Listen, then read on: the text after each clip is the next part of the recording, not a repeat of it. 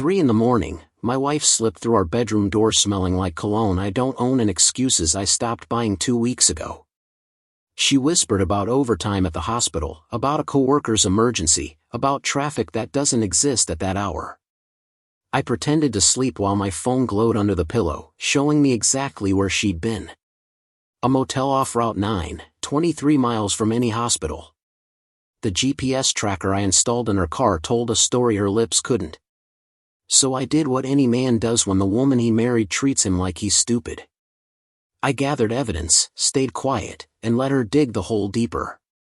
Tonight was the last shovel of dirt. My name is Marcus Webb, and this is how a marriage ends when you stop believing lies and start believing data. Before we jump back in, tell us where you're tuning in from, and if this story touches you, make sure you're subscribed, because tomorrow, I've saved something extra special for you.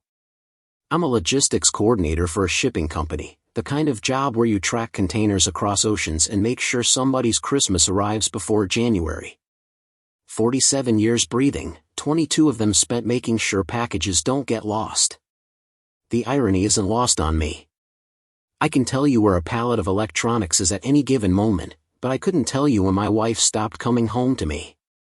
We live in a split-level ranch outside Portland, the kind with a 2-car garage and a lawn I mow on Sundays when the Blazers aren't playing.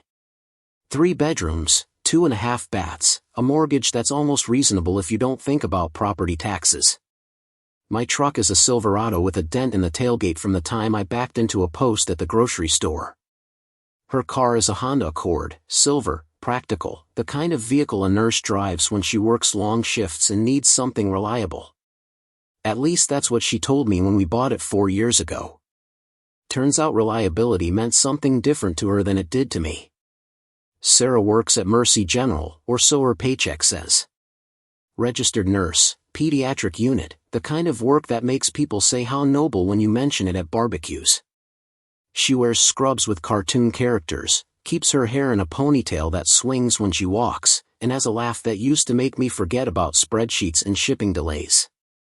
We met at a fundraiser for the Children's Wing, one of those charity dinners where you pay too much for chicken and wine. She was serving dessert as a volunteer. I was there because my boss bought a table and needed bodies to fill seats. She spilled coffee on my tie, apologized with her whole face, and 3 months later we were planning a wedding neither of us could afford. That was 15 years ago. Back when promises felt permanent and her schedule made sense. The first time she came home late, I didn't question it. Hospital work is unpredictable. Emergencies don't check the clock. She walked in around midnight, exhausted, kicking off her shoes by the door the way she always did. I heated up the lasagna I'd kept warm, poured her a glass of the cheap red we buy in bulk, and listened while she talked about a kid with pneumonia and a mother who wouldn't stop crying. Her scrubs smelled like antiseptic and that industrial laundry detergent hospitals use. I kissed her forehead and told her I was proud. She smiled, ate 3 bites, and fell asleep on the couch with her head on my shoulder. That was normal. That was us. The second time, she texted around 10. Running late, crazy shift, don't wait up. I microwaved my own dinner, watched a game I didn't care about, and went to bed alone. She came in around 1, quieter this time, slipping under the covers without turning on the light. In the morning, her scrubs were draped over the hamper, not in it, and I noticed they didn't smell like hospital. They smelled like fabric softener we don't use, something floral and expensive. I told myself I was imagining things. Hospitals have different detergents. Maybe they switched brands. Maybe I was tired. Maybe I was looking for problems where none existed. The third time, I started counting. Late nights became a pattern, a rhythm I could predict better than shipping routes. Tuesdays and Fridays, sometimes Thursdays. Always a text around 9 or 10, always the same excuses wrapped in different words. Staffing shortage, double shift, patient crisis. I'm the kind of person who notices patterns. It's how I built a career. When a container goes off course 3 times in a row, you don't blame the ocean. You check the navigation. So I checked. I started small, the way you do when you don't want to admit what you're really doing. I asked casual questions over breakfast. How was work? Busy night? She answered in broad strokes, never specifics. Lots of kids with the flu, or rough intubation, paperwork that never ends. I nodded and poured more coffee, watching her face foretells the way I watch tracking numbers for delays. Her eyes didn't meet mine as often. Her phone stayed face down on the counter. She checked it more, responded to texts faster, and when I walked into the room, she'd flip it over like a reflex. Small things. The kind of things you talk yourself out of noticing until you can't anymore. I called the hospital once, around 11 on a Friday. She said she'd be working late. I used the main line, asked for the pediatric unit, and when the nurse answered, I asked if Sarah Webb was available. There was a pause, the kind that lasts a second but feels like an hour. She's not on the schedule tonight, the voice said, polite and professional. Can I take a message? I said wrong number and hung up. My hand shook when I set the phone down. I sat in the kitchen under the light that buzzes when it's about to burn out and realized I'd just confirmed what I didn't want to know. She wasn't at work. She was somewhere else. And she'd looked me in the face that morning and lied about where she'd be. Some people would have confronted her right then.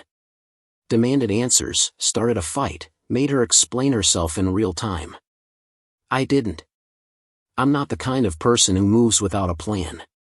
In logistics, you don't react to one bad data point. You gather information, verify sources, and map the whole route before you make a call. So that's what I did. I went online, found a small GPS tracker the size of a matchbox, and paid extra for next day shipping. When it arrived, I unwrapped it in the garage while she was at work, actually at work this time, and read the instructions twice. The device was simple. Magnetic base, real-time tracking, battery life of 2 weeks. I charged it overnight, synced it to an app on my phone, and the next morning, while she showered, I walked out to her car and placed it inside the rear wheel well. It clicked into place like it belonged there. Like it had been waiting for me to find it. The app was clean, minimal, the kind of interface designed for worried parents tracking teenage drivers. I wasn't worried about speed limits or hard braking. I was worried about destinations. That first day, I watched the little blue dot move from our driveway to the hospital, where it stayed for 8 hours. Relief washed over me, the kind that makes you feel foolish for doubting. Maybe I was wrong. Maybe the late nights were real and I was just paranoid. I deleted the app halfway through dinner, then reinstalled it before bed. Just in case. Tuesday came. She kissed me on her way out, said she'd be home by 6, and the blue dot confirmed she went straight to Mercy General. I breathed easier. Wednesday, the same. Thursday, she had the day off and we went to the farmer's market, bought overpriced tomatoes, and held hands like people do when they're pretending everything is fine. Friday arrived with clouds that threatened rain but never delivered. She left for her shift at 2 in the afternoon, said it'd be a long one, and told me not to wait up. I said okay, cracked a beer, and opened the app. The blue dot sat at the hospital until 7. Then it moved.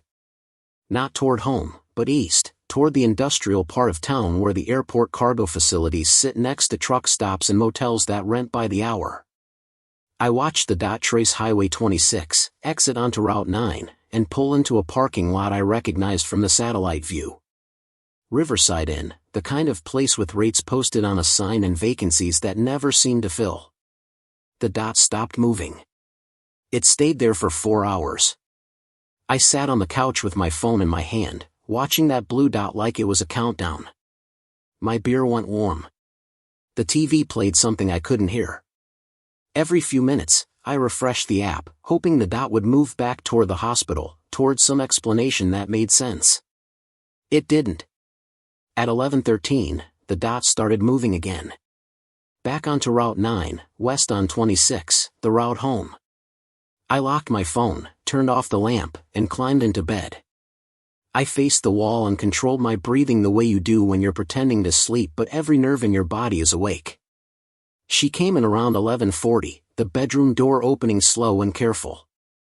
I heard her shoes hit the floor, the rustle of clothes being removed, the bathroom faucet running longer than usual.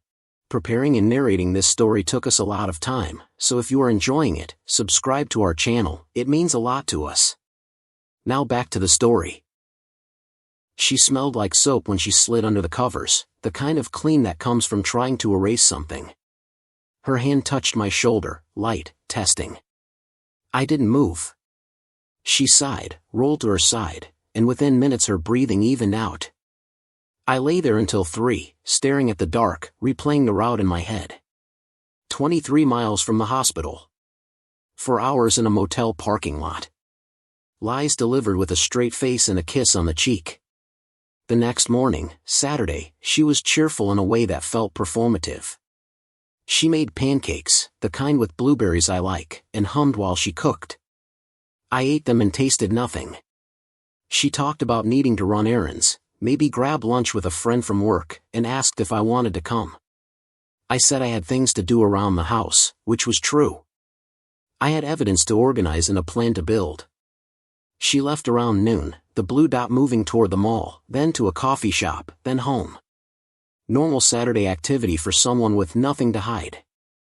I watched the dot and wondered how many other Fridays had looked like this. How many late shifts were really motel parking lots?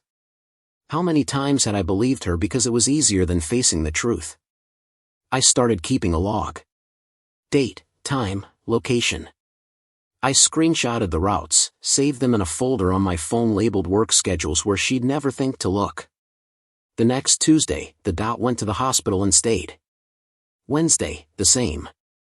Friday came around again like a test I was tired of taking. She left at 2, the dot traced the same route, and parked in the same lot at the Riverside Inn. This time I was ready. I didn't sit on the couch watching the app. I grabbed my keys, climbed into my truck, and drove. Route 9 is a strip of asphalt that nobody takes unless they have a reason. Warehouses on one side, empty fields on the other, and a scattering of businesses that survive on people who don't want to be seen. The Riverside Inn sat back from the road, a single-story building with brown siding and white trim that hadn't been white in a decade. The sign out front advertised free HBO and weekly rates. I parked 3 spaces down from her accord, engine off, hands on the wheel. The lot was half full, trucks mostly, a few sedans that had seen better years. Her car sat near the end, driver's side facing the building. I could see the outline of the GPS tracker if I looked hard enough, a small shadow tucked behind the wheel. I didn't get out.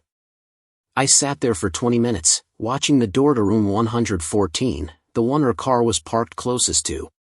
The curtains were drawn, a sliver of light showing through where they didn't quite meet. I thought about walking up, knocking, forcing the door open with whatever was left of my anger. I thought about taking pictures, gathering proof, making a scene big enough that she'd have to acknowledge what she'd done. But anger is gasoline. It burns fast and leaves nothing useful behind. I needed something that would last longer than a confrontation. I needed a plan that didn't rely on me losing control. So I started the truck, backed out of the lot, and drove home. I didn't speed. I didn't blast music.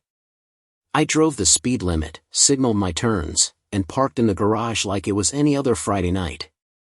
Inside, I opened my laptop and started a new document.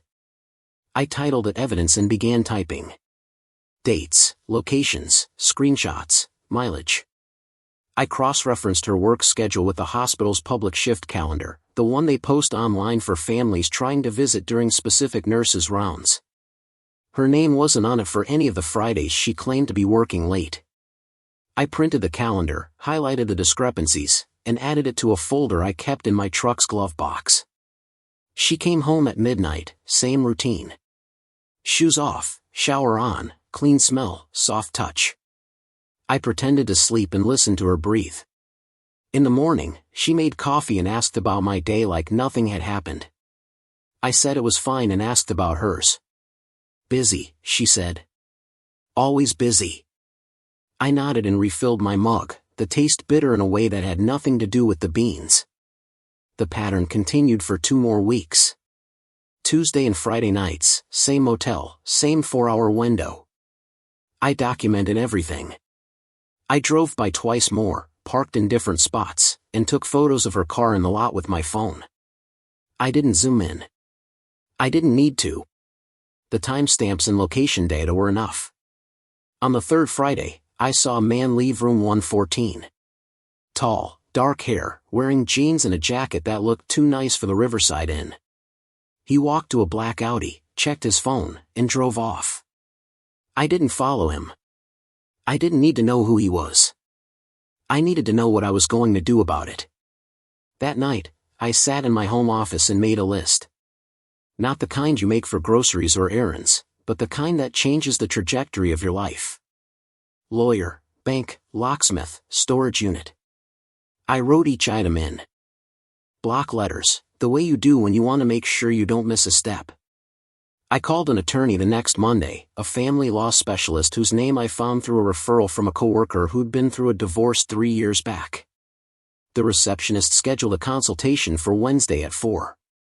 I took a half day off work, told my boss I had a personal appointment, and didn't elaborate. The lawyer's office sat on the third floor of a building downtown, the kind with glass doors and abstract art in the waiting room. I filled out intake forms with hands steadier than I expected. When my name was called, I walked into an office that smelled like leather and old books.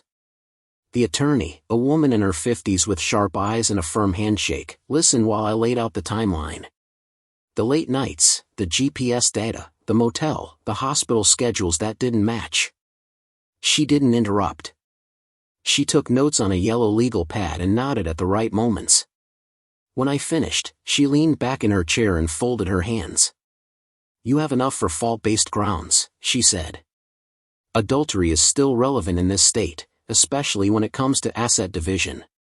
Do you want to pursue that angle, or would you prefer a no-fault dissolution?" I thought about it for a moment, weighing the satisfaction of naming the betrayal against the cost of dragging it out in court. I told her no fault. I didn't need a judge to tell me what I already knew. I just needed out. She nodded, made a note, and explained the process. Filing, service, waiting period, division of assets. We talked about the house, the cars, the retirement accounts.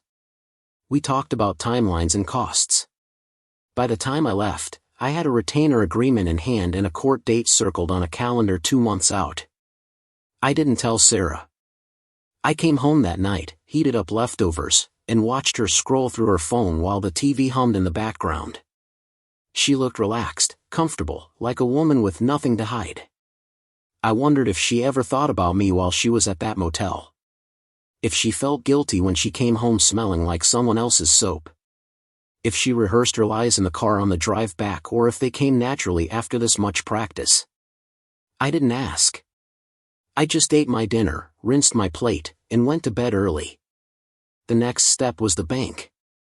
I made an appointment with our financial advisor, the same one who'd helped us set up our joint accounts and retirement plans. I told him I needed to review our assets, get a clear picture of what we had and where it was. He pulled up our accounts on his computer, walked me through the balances, and printed out statements for everything. Checking, savings, a modest investment portfolio, and my 401k. Sarah had her own retirement through the hospital, but we'd always kept our checking joint.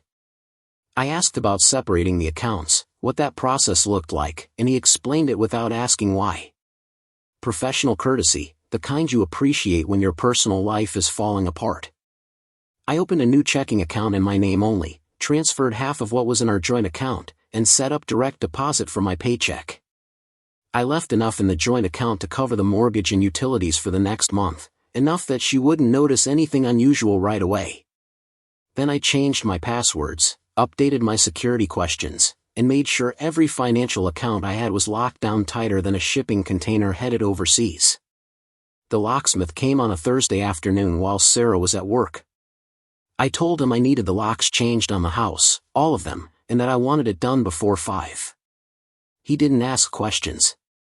He just measured, drilled, and installed new deadbolts on the front and back doors. I tested each one twice, feeling the smooth turn of the key, the solid click of the bolts sliding into place. I paid him in cash, pocketed the new keys, and put the old ones in a drawer in the garage. When Sarah came home that night, I handed her a new key and told her the old lock had been sticking. She thanked me, called me handy, and tossed the key onto her ring without a second thought. She didn't know I had the only other copy locked in my glove box. I rented a storage unit the following week, a 10 by 10 space at a facility near the highway. I started moving things slowly, deliberately. Tools from the garage, boxes from the attic, anything that was mine and mine alone. I didn't take furniture or shared items. I took what I brought into the marriage and what I bought with my own money. My fishing gear, my high school yearbooks, the set of socket wrenches my father gave me before he passed. I made trips after work, loading the truck in the driveway while Sarah was inside making dinner or watching her shows. She never asked what I was doing. She never looked outside. She was too busy living a double life to notice I was preparing for a single one. The GPS tracker kept recording. Every Friday, like clockwork, the blue dot made its way to the Riverside Inn. I stopped watching in real time. I just checked the logs in the morning, added the data to my spreadsheet, and went about my day. The routine became mechanical, a process I could execute without emotion. I was no longer hurt. I was no longer angry. I was just done. 2 weeks before I planned to file, Sarah came home on a Wednesday night and sat down next to me on the couch. She looked tired, older somehow, and I wondered if she saw the same thing when she looked at me. "We need to talk," she said. My chest tightened, not with fear but with readiness. I turned off the TV and waited. She took a breath, the kind people take before they say something they've been practicing. "I think we should spend some time apart," she said. "I've been feeling disconnected, like we're just roommates. I think some space would help us figure out what we really want." I nodded slowly, letting her words settle. She wanted space. She wanted permission to stop pretending. I could have told her I already knew. I could have pulled out my phone, shown her the GPS logs, the screenshots, the evidence I'd been collecting for weeks. But that would have given her the chance to explain, to justify, to turn this into a conversation I didn't want to have. So I just said okay. She blinked, surprised. "That's it?" she asked. "You're not going to fight me on this?" I looked at her, really looked at her, and saw a stranger wearing my wife's face. "There's nothing to fight about," I said. "If you need space, take it." She seemed relieved and guilty at the same time, a combination that might have bothered me once. She said she'd stay with a friend for a while, just until we both had time to think. I told her that sounded reasonable. She started packing that night, filling a suitcase with clothes and toiletries, moving through the house like she couldn't wait to leave. I watched from the couch, arms crossed, and felt nothing. When she finished, she stood by the door with her keys in hand and asked if I'd be okay. I told her I'd be fine. She nodded, said she'd call in a few days, and walked out. I locked the door behind her, the new deadbolt sliding into place with a sound that felt like punctuation. The next morning, I called my lawyer and told her to file the papers. She said they'd be ready by the end of the week and that Sarah would be served within 10 days. I thanked her, hung up, and sat in the kitchen that suddenly felt too big and too quiet. I made coffee, scrambled some eggs, and ate breakfast alone for the first time in 15 years. It wasn't sad. It was just different. I washed my plate, checked the GPS app out of habit, and saw the blue dot sitting at an address I didn't recognize. I zoomed in. An apartment complex on the east side, the kind with a pool nobody uses and rent that's higher than it should be. I saved the location, added it to my notes, and closed the app. She'd moved on. So had I.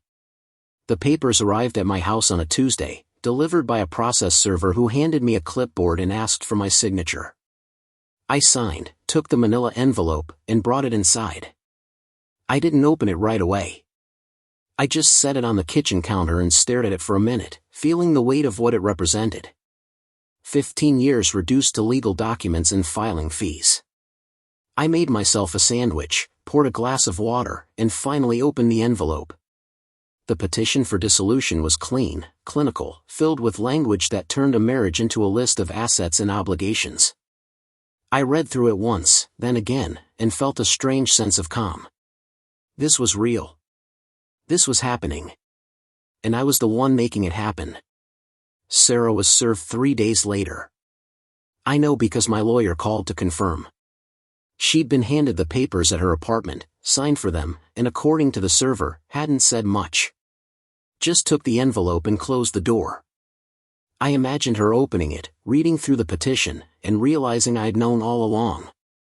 That I'd been 10 steps ahead while she thought I was blind. My phone rang that evening. Her name lit up the screen. I let it go to voicemail. She called again an hour later. Voicemail. A text came through around 9. We need to talk. Please call me. I deleted it without responding. The next morning, she showed up at the house. I saw her car pull into the driveway through the kitchen window, watched her sit there for a moment before getting out. She walked to the front door and knocked, not frantically, but insistently. I dried my hands on a dish towel, took my time crossing the living room, and opened the door. She looked like she hadn't slept, eyes red, hair pulled back in a messy ponytail. Marcus, she said, her voice shaking. What is this? I leaned against the doorframe and kept my expression neutral. It's a petition for divorce, I said. I think it's pretty self-explanatory. She shook her head, tears starting to form. You can't just do this without talking to me. We can work this out. I crossed my arms. There's nothing to work out, Sarah. You wanted space. I'm giving you all of it.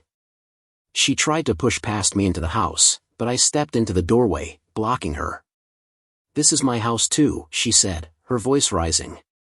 I paid the mortgage just like you. I nodded.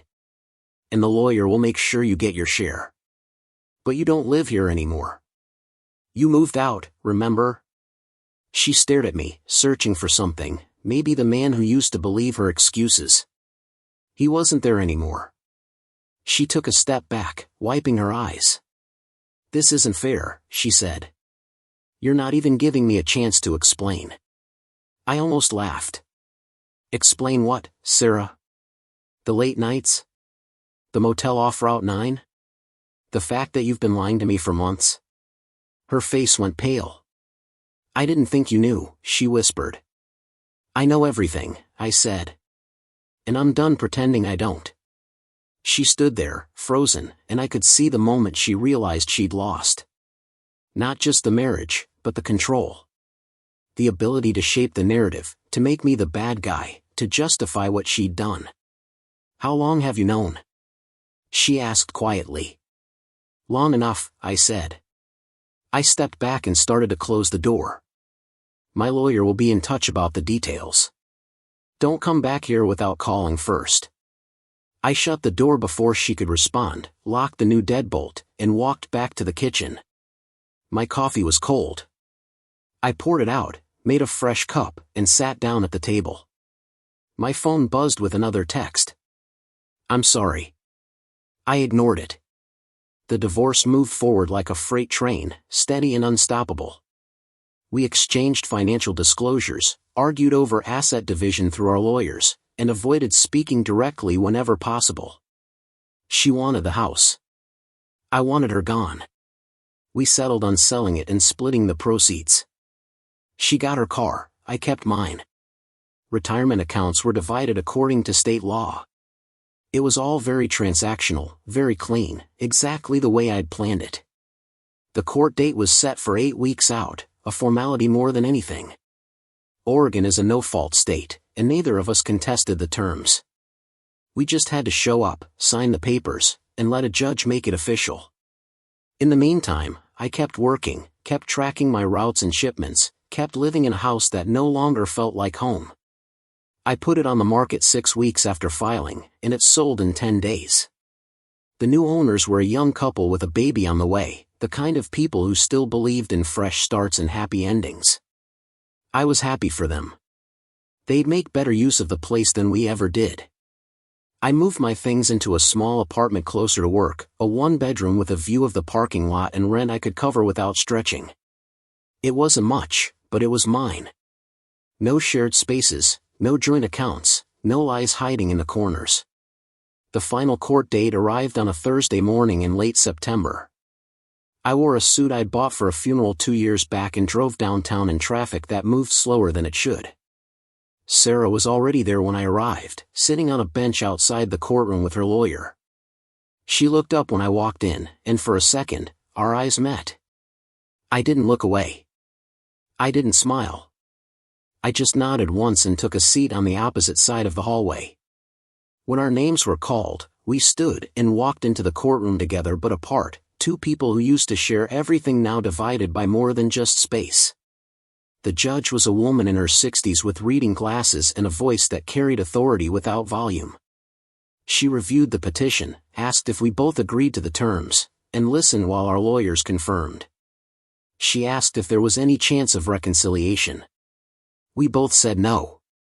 She signed the decree, handed copies to our attorneys, and declared the marriage dissolved. It took less than 10 minutes.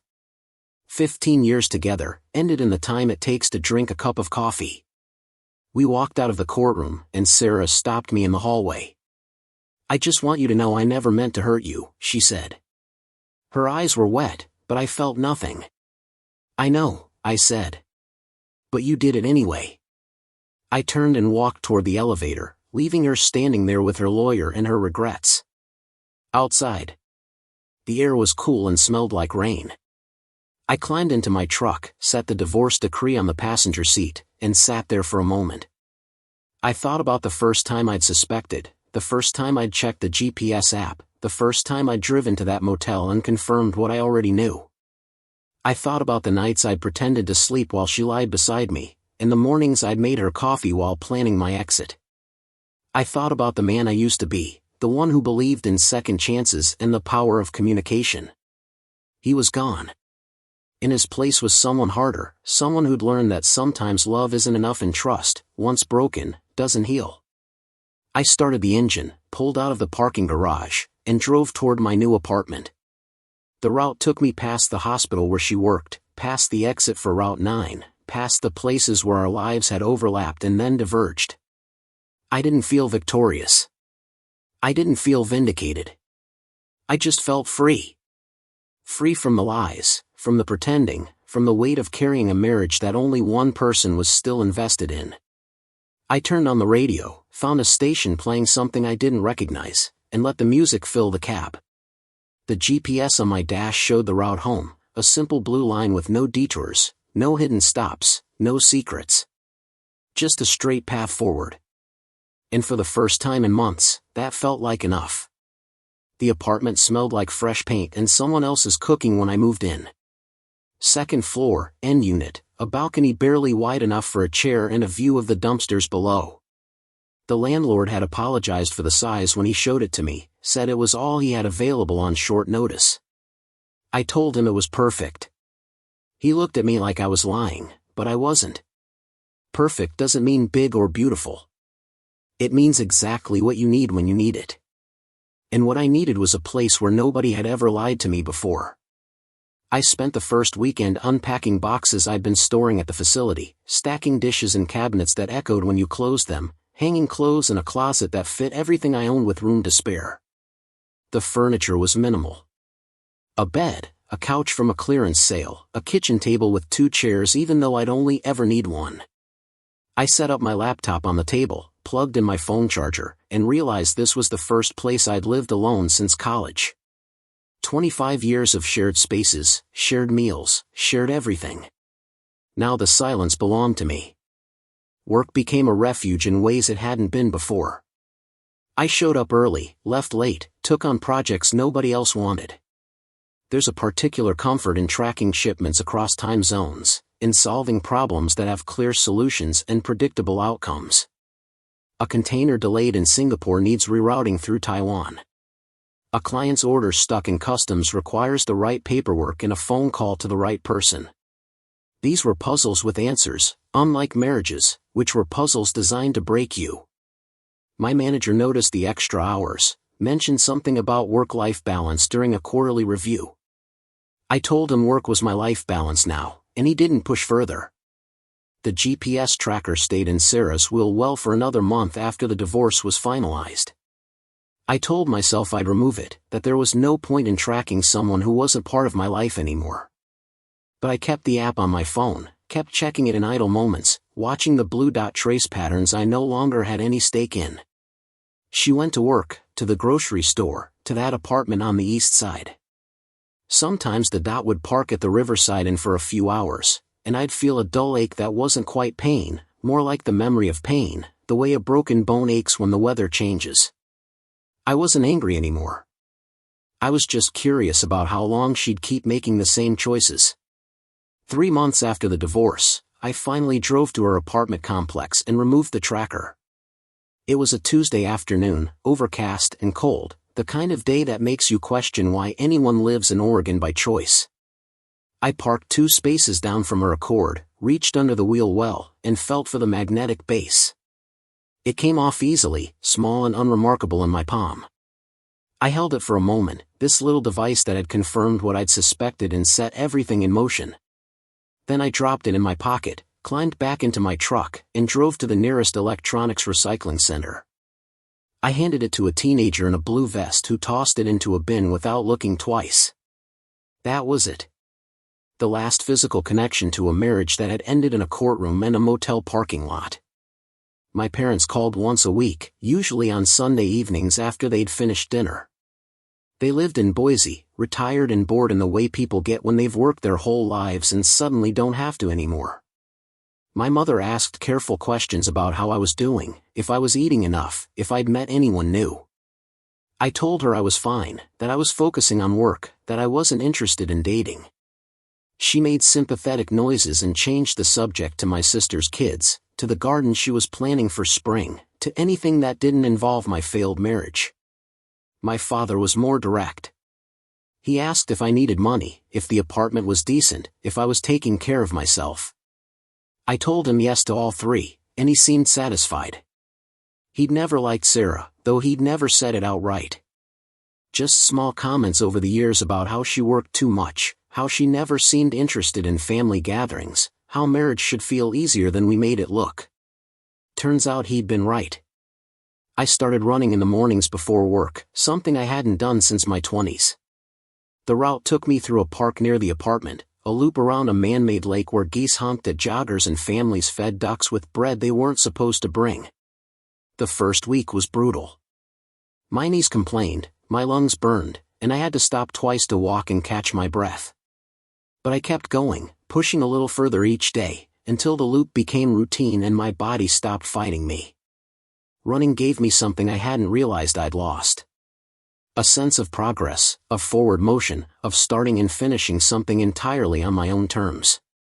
The settlement money from the house sale came through in December, a check large enough to make me consider buying something new, maybe a small condo or a townhouse in a better part of town. But I didn't. I put most of it into savings, used some to pay off my truck, and kept renting the apartment that smelled like paint and other people's dinners. Ownership felt like commitment, and I wasn't ready to commit to anything that required more than a 30-day notice. The freedom of knowing I could leave any time, go anywhere, start over if I needed to, was worth more than equity. Christmas came and went without much fanfare. I drove to Boise, spent 3 days with my parents, exchanged gifts that nobody needed, and drove back on the 26th.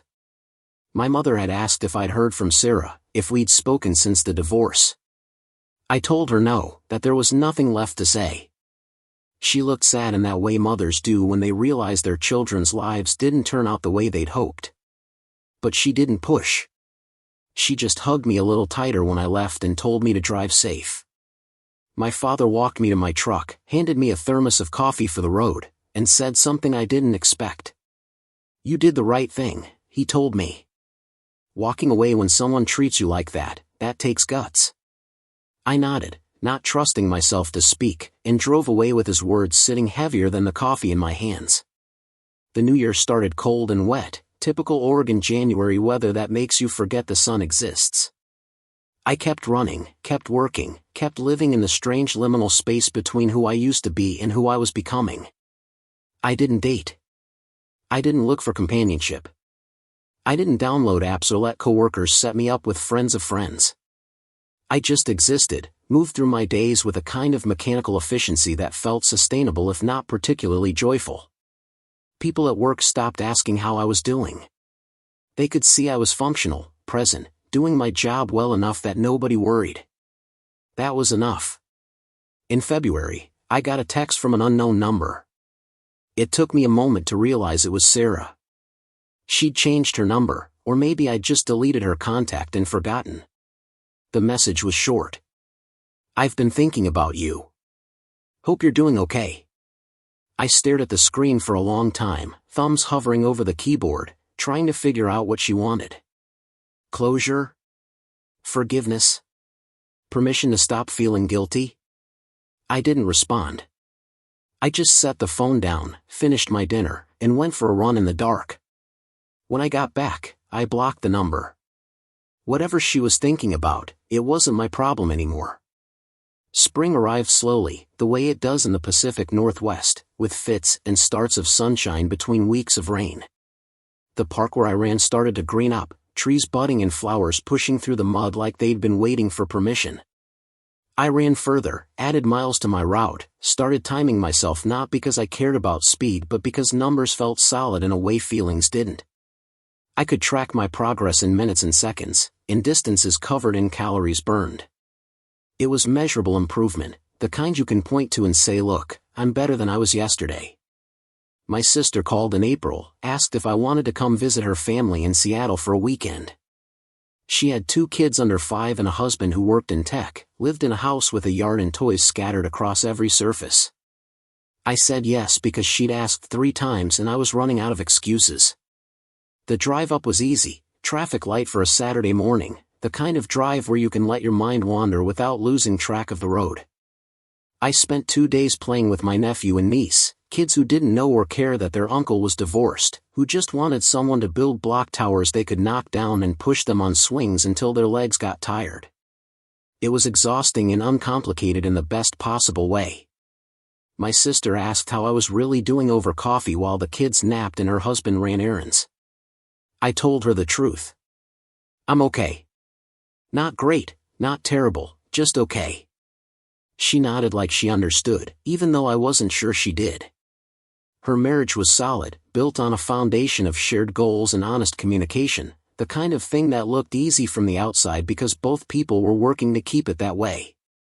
She didn't offer advice or platitudes. She just refilled my coffee and changed the subject to something lighter. On the drive back to Portland, I thought about the difference between being alone and being lonely. I'd spent months assuming they were the same thing, that solitude automatically meant isolation. But sitting in traffic on I-5, windows down and music playing something I didn't hate, I realized I wasn't lonely.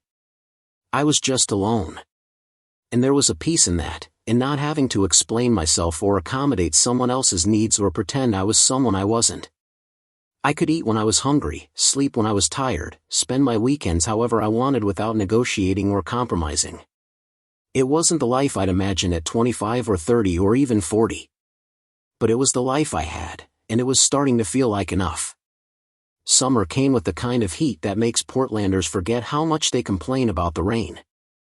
I bought a cheap box fan for the apartment, started running earlier in the mornings to avoid the worst of it, and spent evenings on the tiny balcony with a beer and a book.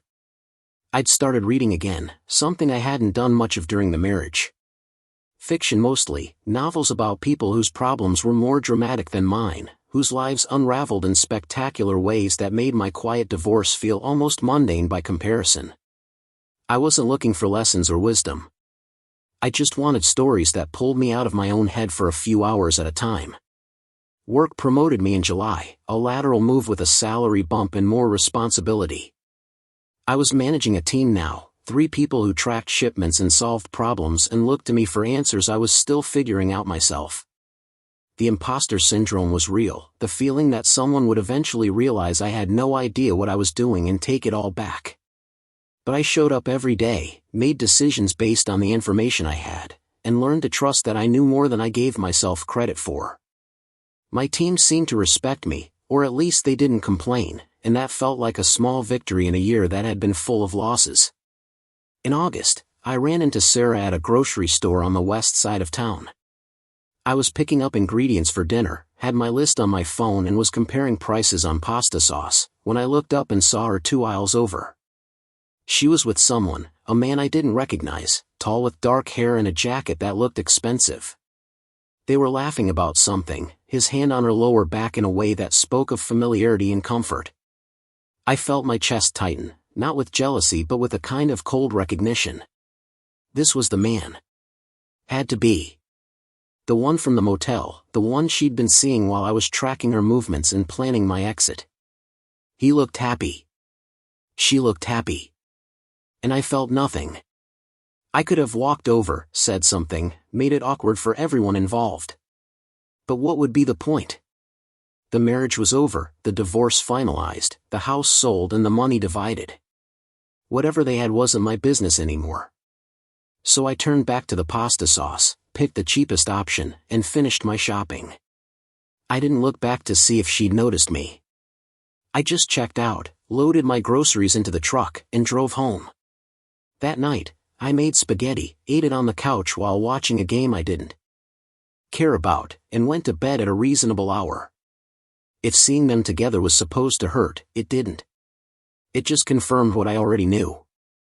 She'd made her choice, and so had I. Fall arrived with the kind of relief you feel when a long summer finally breaks. The air cooled, the rain returned, and the city settled back into its natural rhythm of gray skies and wet pavement. I kept running, though the mornings were darker now and required a headlamp I bought online after nearly twisting my ankle on an uneven path. Work stayed busy, my team stayed functional, and life continued in its steady, unremarkable way. I wasn't waiting for something to happen. I wasn't hoping for a change or a revelation or a moment of clarity that would make everything make sense. I was just living, one day after the next, in a way that felt sustainable and oddly satisfying. My mother called in October to tell me my father had been diagnosed with diabetes. Nothing serious, she assured me, just type 2, manageable with diet and medication. But her voice shook when she said it, and I could hear the fear underneath the reassurance. I drove to Boise the following weekend, spent time with them both, listened to my father complain about having to give up his nightly bowl of ice cream. He looked older than I remembered, smaller somehow, like the diagnosis had taken something vital out of him. I helped my mother set up a meal plan, went grocery shopping with them, and made sure they understood the doctor's instructions. Before I left, my father pulled me aside and thanked me for coming. "You didn't have to," he said. "I know you've got your own life now." I told him family was family, that I'd always come when they needed me. He nodded, eyes wet, and shook my hand the way men his age do when a hug feels like too much. The drive back to Portland was quiet, just me and the highway and the thoughts I'd been avoiding for months. My parents were getting older. My sister had her own family to worry about. I was alone in a way that felt more permanent now, less like a temporary situation and more like a chosen path. But that was okay. I'd learned to be alone. I'd learned to be enough for myself. And if that meant spending holidays in Boise and weekends in a small apartment with a view of the dumpsters, so be it. There were worse ways to live. Thanksgiving came and went. I drove to Boise again, ate turkey with my parents and sister's family who'd made the trip from Seattle. We played board games, watched football, avoided talking about anything too serious. My nephew asked why Aunt Sarah wasn't there, and my sister changed the subject so smoothly I almost didn't notice. Kids forget quickly. They'd ask a few more times, then stop, and eventually Sarah would just be someone who used to be part of the family but wasn't anymore. That's how it works. People leave, and the space they occupied gets filled with other things, other people, other stories. December brought the kind of cold that makes you rethink living anywhere without central heating. My apartment's radiator clanked and hissed but barely kept up with the temperature outside.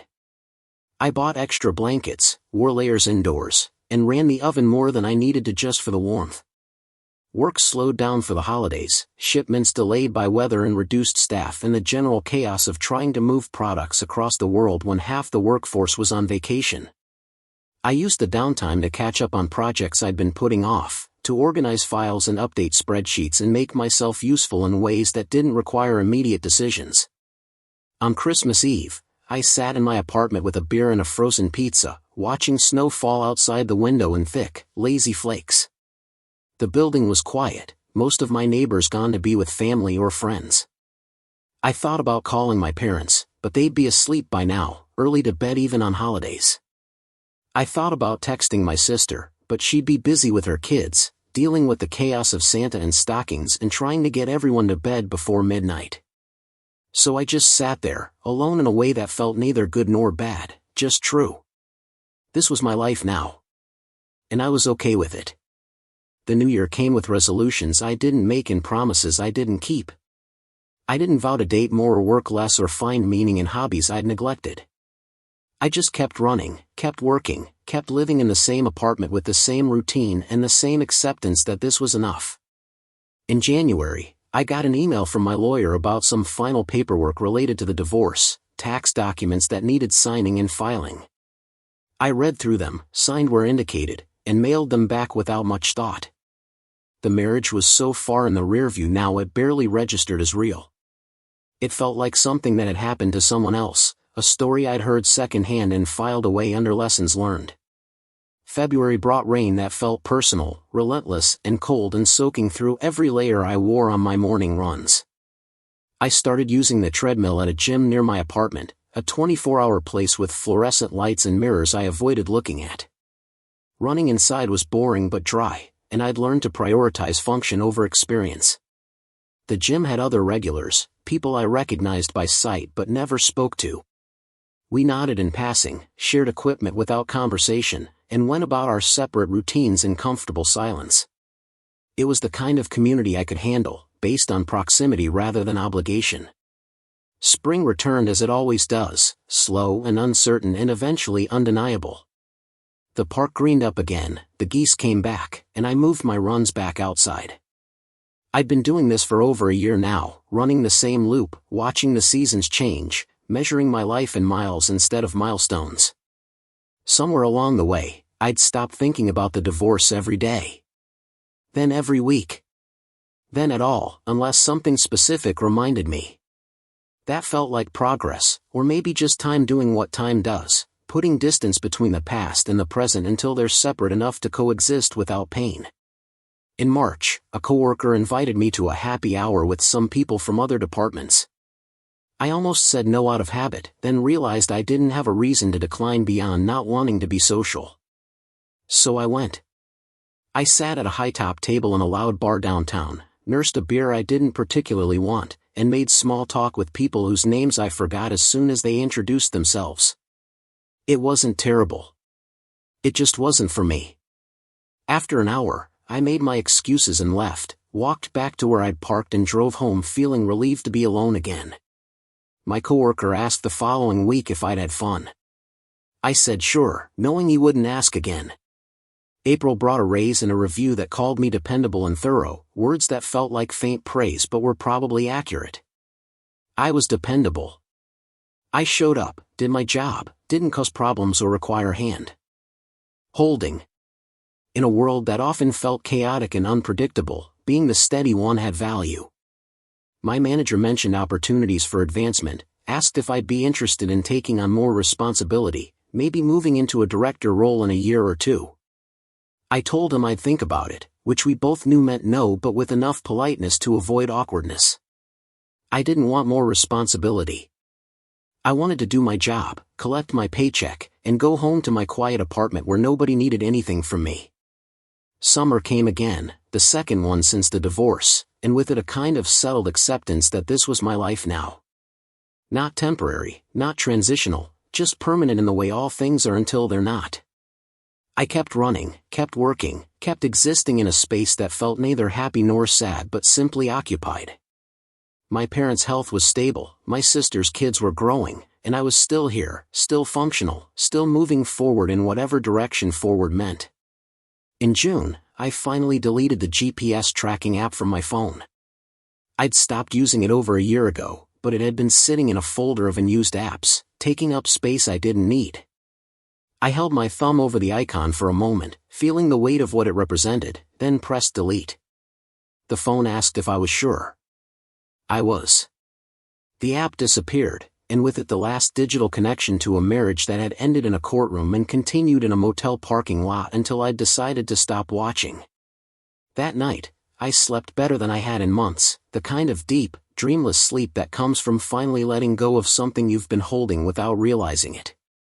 July brought heat and wildfires and air quality warnings that kept me indoors more than I wanted.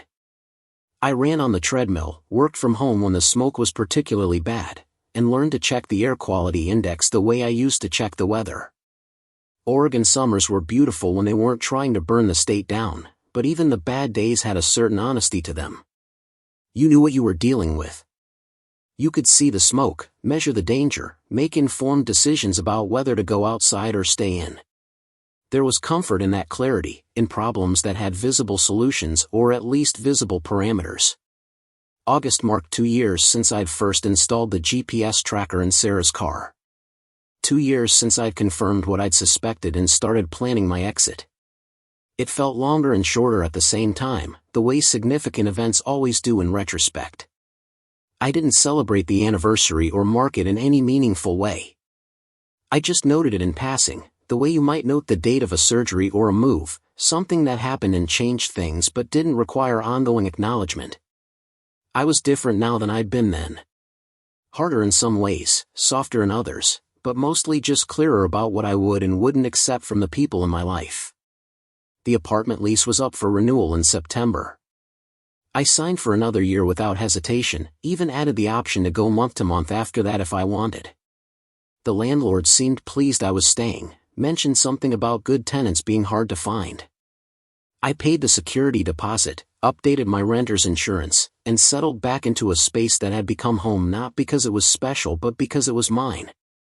The paint smell had long since faded, replaced by the scent of coffee and laundry detergent and whatever I'd cooked most recently. It smelled like my life, singular and uncomplicated, and that was exactly what I needed.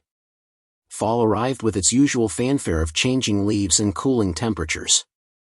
I bought new running shoes, replaced the box fan with a space heater I'd need come winter, and prepared for another cycle of seasons in a life that had found its rhythm. My parents were doing well, my father's diabetes under control, my mother still calling every Sunday with updates I didn't need but appreciated anyway. My sister sent photos of her kids starting school, growing into little people with personalities and opinions and lives that would one day not include me as much. That was okay.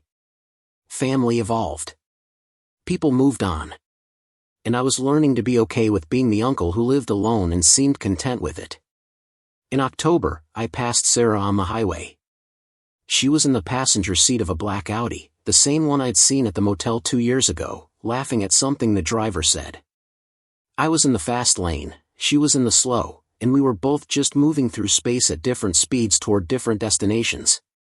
I didn't slow down to get a better look. I didn't speed up to avoid being seen.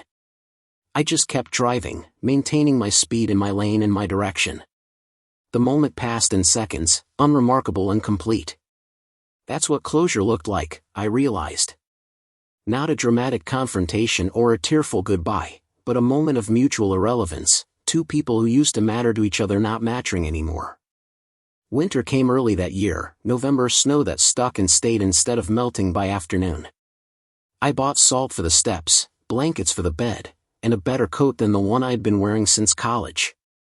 The apartment stayed warm enough with the space heater running, and I learned to appreciate the quiet of snow, the way it muffled sound and made the city feel smaller, more manageable. I ran less, worked more, and spent long evenings reading books I'd been meaning to get to for years. It was a simple life, maybe even boring by some standards, but it was mine and it was honest and that felt like more than enough. Christmas came around again, the third one since the divorce. I drove to Boise through snow and ice, spent a few days with family, and drove back without incident.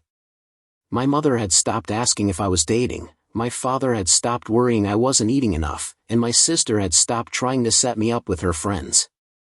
They'd accepted this version of me, the one who lived alone and seemed fine with it, and I was grateful for that acceptance. It meant I could show up as I was without pretending to be working towards something else, some future version of myself who was partnered and settled and conventionally happy. This was it. This was who I was. And they loved me anyway. The year ended the way it began, quietly and without fanfare. I didn't make resolutions or set goals or promise myself anything would change.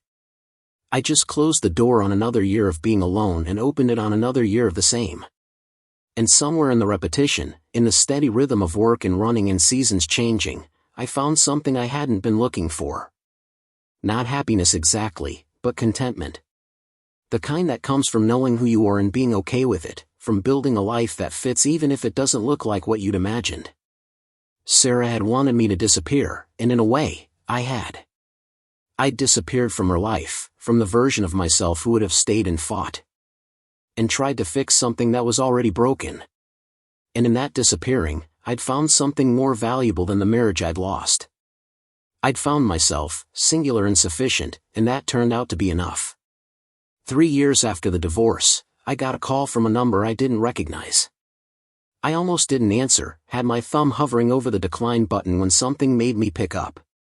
The voice on the other end was familiar in a way that made my stomach drop. "Marcus, it's Sarah. We need to talk."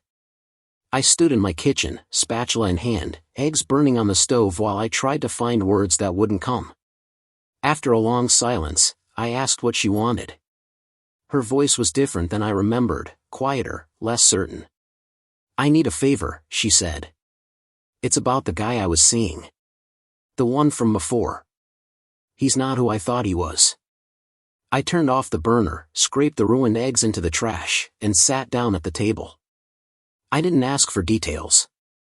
I didn't offer sympathy. I just waited.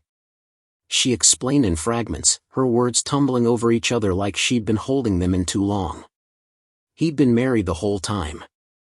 Had a wife in Seattle, kids in middle school, a whole life she'd known nothing about. She'd only found out when his wife showed up at her apartment, showed her the marriage certificate, the family photos, the evidence of a man who'd been lying to everyone. I should have felt vindicated. Should have felt some satisfaction that karma had circled back around. But I just felt tired. "That's rough," I said, meaning it. She started crying then, the kind of crying that sounds like it's been building for months. She said she was sorry, that she'd made a mistake, that she understood now what she'd put me through. I let her finish, let the words hang in the air between us, and then I told her the truth. "I forgive you," I said. "But I don't want you back in my life." She went quiet. I could hear her breathing, could picture her sitting in that apartment I'd never seen, surrounded by choices she couldn't take back. "I appreciate you telling me," I continued, "and I'm sorry he hurt you. But we're done, Sarah. We have been for 3 years. Whatever you're dealing with, you need to figure it out without me." She whispered okay, thanked me for listening, and hung up. I sat there for a while, phone in hand, waiting to feel something other than relief. It never came. That conversation should have reopened old wounds, should have brought back the anger and hurt I'd spent years processing. But it didn't. It just confirmed what I'd already learned. People make choices, and those choices have consequences, and sometimes the person who hurt you ends up hurting just as much. That's not justice. That's just life doing what it does, cycling through pain and lessons until everyone involved has had their share. I didn't take pleasure in her suffering. I just recognized it as separate from mine, something she'd have to work through on her own the way I'd worked through what she'd done to me. I deleted her number again that night, this time with a finality I hadn't felt before. The first time had been about protection, about keeping her from having access to me when I was still healing.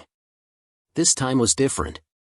This time was about acknowledgement that she simply didn't belong in my world anymore, not as a villain or a cautionary tale, just as someone who used to be important and wasn't anymore. The phone asked if I was sure. I was.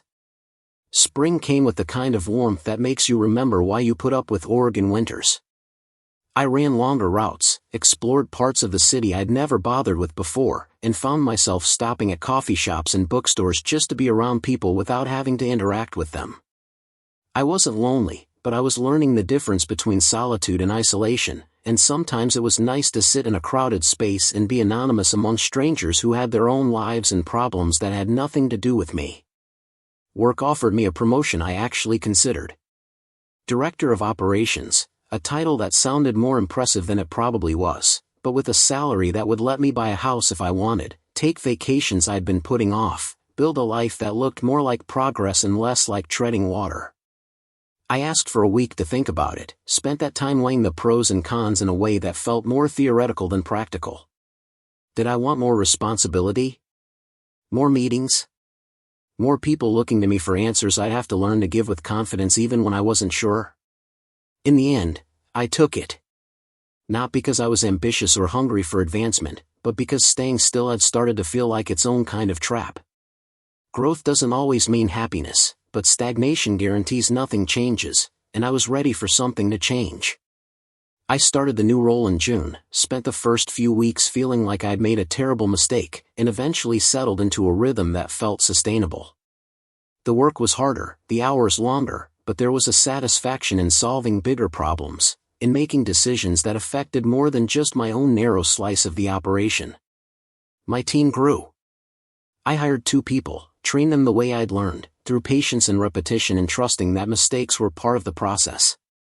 One of them reminded me of myself at 30, cautious and competent and a little too worried about getting everything right. I told her what I wish someone had told me then. You're going to mess up. Everyone does. The goal isn't perfection. It's learning from the mess and doing better next time. She nodded like she understood, and maybe she did, or maybe she'd have to learn it the hard way like I had. Either way, she'd figure it out. Summer brought heat and longer days and an invitation from my sister to spend a week in Seattle with her family. I used vacation time I'd been hoarding, packed a bag, and drove north feeling lighter than I had in years. Her kids were older now, more independent, the kind of age where they had opinions about everything and weren't shy about sharing them. We went to the beach, to the aquarium, to a baseball game where we ate too much and stayed too late. It was chaotic and exhausting and exactly what I needed. My sister asked one night after the kids were in bed if I was happy. We were sitting on her back porch, drinking beer and watching the sky fade from orange to purple. I thought about the question, really thought about it, and told her the truth. I'm content, I said. That's better than happy. Happy comes and goes. Contentment sticks around. She smiled, clinked her bottle against mine, and said that was probably the wisest thing I'd ever said. I told her not to get used to it.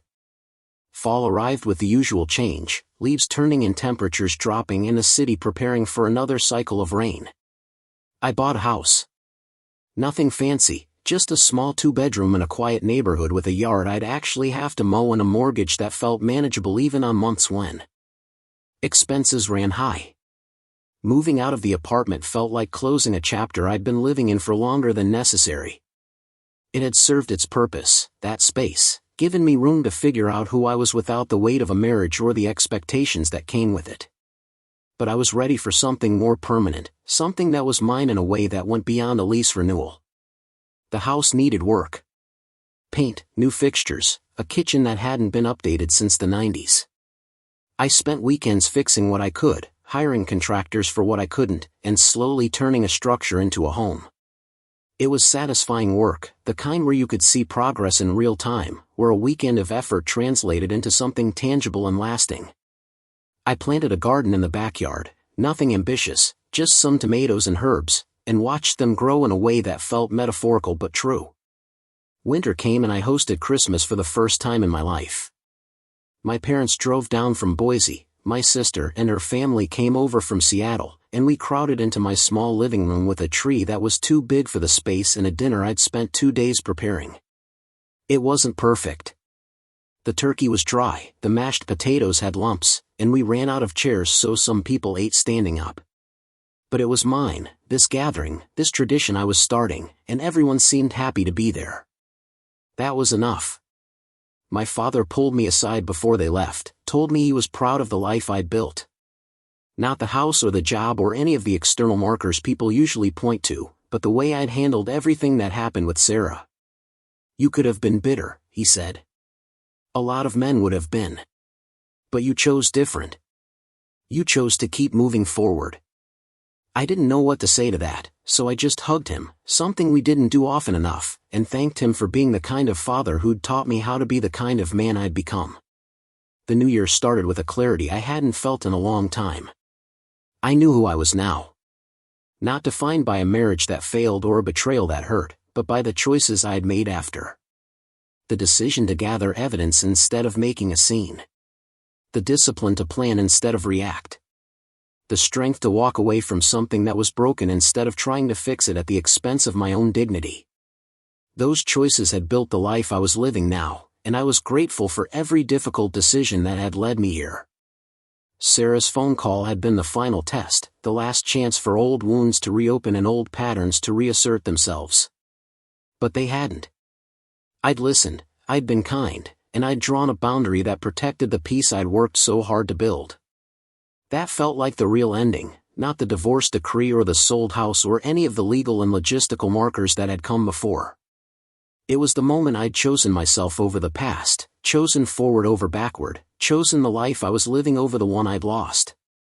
I still run most mornings, still track shipments and solve problems and live in the steady rhythm of work and rest and seasons changing. The GPS tracker is long gone, recycled into components that might become someone else's solution to a different problem. I don't wonder where Sarah is or what she's doing. I don't check social media or ask mutual acquaintances for updates. She's just someone I used to know, someone who taught me hard lessons I'm grateful to have learned, even if the learning hurt. So here's what I know now that I didn't know then. You can't control what other people do.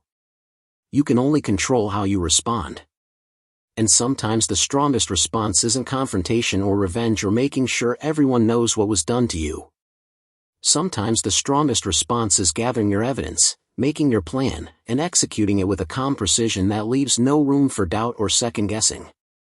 You disappear from their life, not because you're running away, but because you're running toward something better. Toward dignity. Toward peace. Toward a life where your worth isn't determined by someone else's ability to see it. That's what the GPS tracker taught me. Not where she was going, but where I needed to go. Away from the lies, away from the pain, toward a life that was entirely my own. And 3 years later, standing in a house I own, living a life I chose, I can say with absolute certainty that it was worth it. Every difficult decision, every lonely night, every moment of doubt. It was all worth it to get here, to this place where I'm enough for myself and that's all I need to be. Up next, you've got 2 more standout stories right on your screen. If this one hit the mark, you won't want to pass these up. Just click and check them out.